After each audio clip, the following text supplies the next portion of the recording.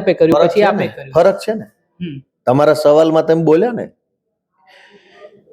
ભાજપ અત્યારે નિર્દોષોને જેલમાં મોકલે છે, અમે દોષિતોને જેલમાં મોકલશું, તો ફરક ન થયો? ભાજપ અત્યારે કોને જેલમાં પૂરે છે? બુટલેગરોને, ગુંડાઓને, માફિયાઓને, તોડબાજોને. એ બધાને તેને પાર્ટીમાં લઈ લઈને હોદ્દા આપી આપીને ટિકિટો આપી આપીને નેતાઓ બનાવ્યા છે. જેલમાં કોણ જાય છે? સામાન્ય ગરીબ માણસ. ભાજપ કોને જેલમાં પૂરે છે? ખેડૂતોના ખેતરમાં વીજળી કંપનીઓ થાંભલા નાખવા આવે અને ખેડૂત વિરોધ કરે તો એ ખેડૂતને ભાજપ જેલમાં પૂરે છે.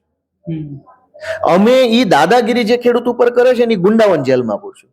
જે હોય કંપની હોય કે સરકારી જે હોય, જેણે ખેડૂત ઉપર દાદાગીરી, અમે એને જેલમાં પૂરશું. ભાજપ કોને જેલમાં પૂરે છે? કે તમે દારૂની ફરિયાદ ક્યાંય પણ કરો બુટલેગરની વિરુદ્ધમાં, તો બુટલેગરને નહીં, ફરિયાદ કરનારને અત્યારે ભાજપ જેલમાં પુરાઈ દે છે કે શું કામ તમે દારૂ ઉપર ફરિયાદ કરી. અમે એની ઉપર ફરિયાદ કરશું કે જે આ લોકો આવું ખોટું કામ કરે છે.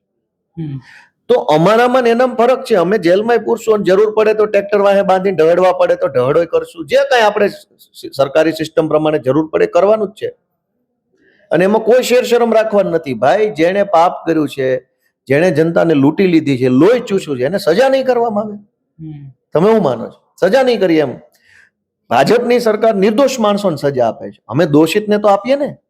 અને એ સમય આવશે, જનતા લાવશે ગુજરાતની.